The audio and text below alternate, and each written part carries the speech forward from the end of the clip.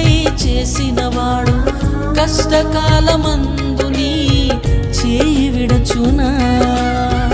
అసాధ్యములెన్నో దాటించిన నాదుడు శ్రమలో నిన్ను దాటిపోవునా?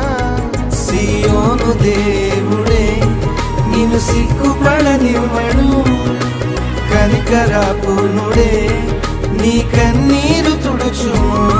సియోను దేవుడే నిన్ను సిగ్గుపడనివ్వడు, కనికరాపూర్ణుడే నీ కన్నీరు తుడుచును.